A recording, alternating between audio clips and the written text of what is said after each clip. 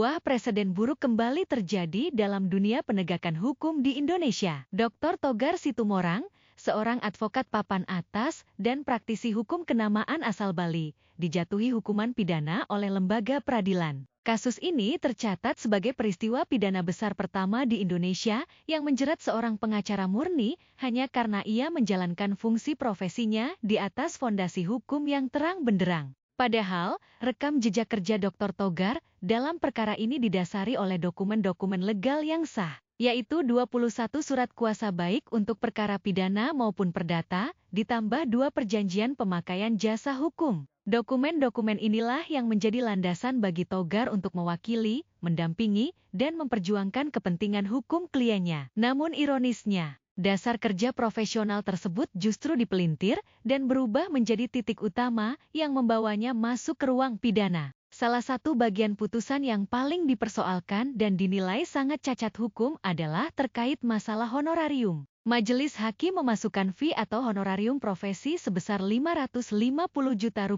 sebagai bentuk kerugian akibat penipuan. Padahal, honorarium tersebut lahir secara sah dari Perjanjian Jasa Hukum Nomor 040 TS Law VGA 2022.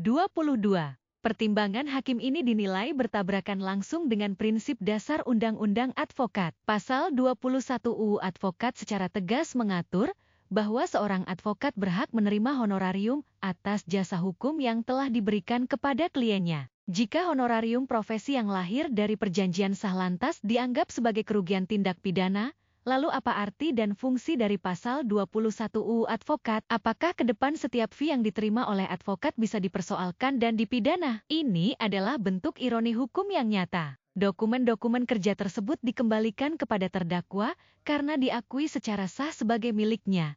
Namun pelaksanaannya justru dipakai alat untuk memidana. Bagaimana mungkin sebuah dasar hukum yang sah ditarik kesimpulan sebagai perbuatan jahat? Kasus yang menimpa Dr. Togar Situmorang ini dinilai sangat berbeda dengan kasus hukum yang pernah menjerat para advokat lain di Indonesia, seperti Arianto Bakri, Marcella Santoso, Prof. O.C.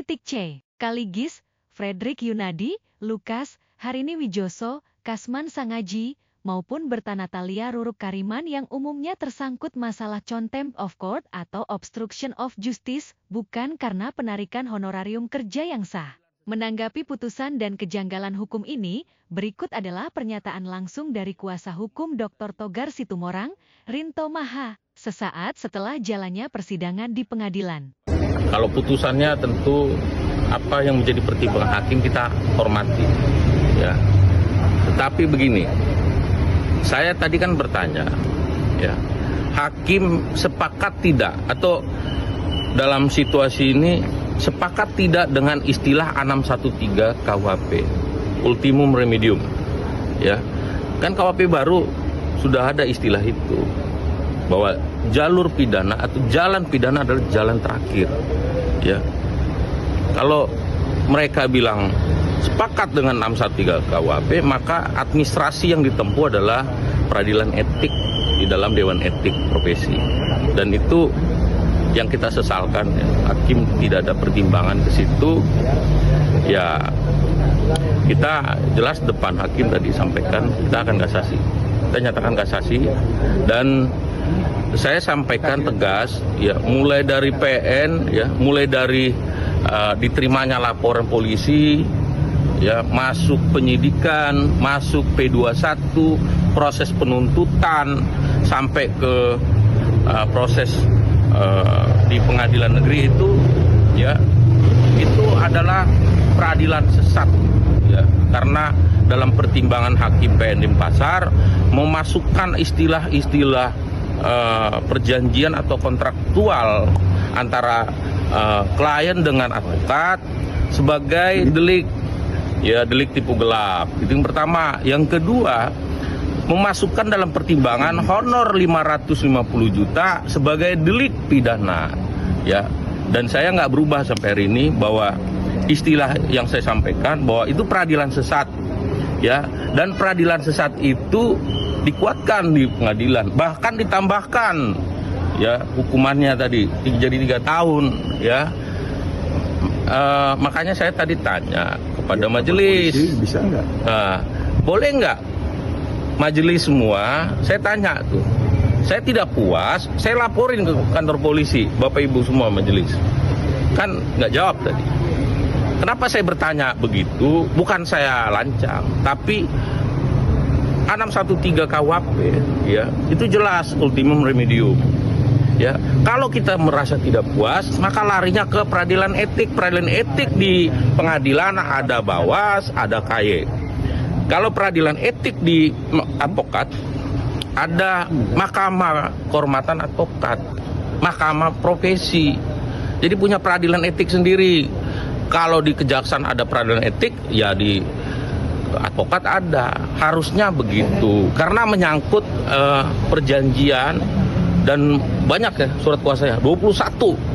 Ya, ada pidananya, ada perdatanya. Kecuali tadi Pak Togar tidak menjalankan surat kuasa. Ini mendampingi ke pengadilan, mendampingi ke Polres, mendampingi ke Polda sampai Bareskrim. Ada dokumentasinya. Jadi strategi sudah dilakukan. Kalau kurang lebih mereka tidak puas atau ada klien tidak puas, ada hasil SP3. Ya harus ada hasil ya SP3. Ada hasilnya, ada proses. Jadi yang saya sampaikan, dan dia juga sudah dapat sertifikat. Iya, ada kerugiannya. Jadi kalau dalam istilah ini harusnya ini peradilan etik ya.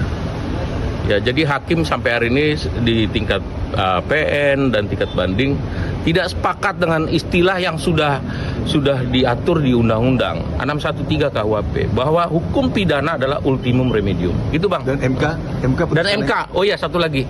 Dan MK putusan MK itu juga mengenai imunitas advokat. Jadi advokat memiliki hak imunitas ya. Jadi untuk menilai begini, Bang, ini terakhir dari kita. Untuk menilai ya ada atau tidaknya peradilan maksud saya gini, etika atau etik si advokat ya, atau itikat baiknya atau ada pelanggaran profesinya adalah peradilan etik advokat. Itu dulu yang dilaksanakan. Jadi peradilan pidana tidak berwenang sebenarnya secara kalau kita bicara peradilan etiknya.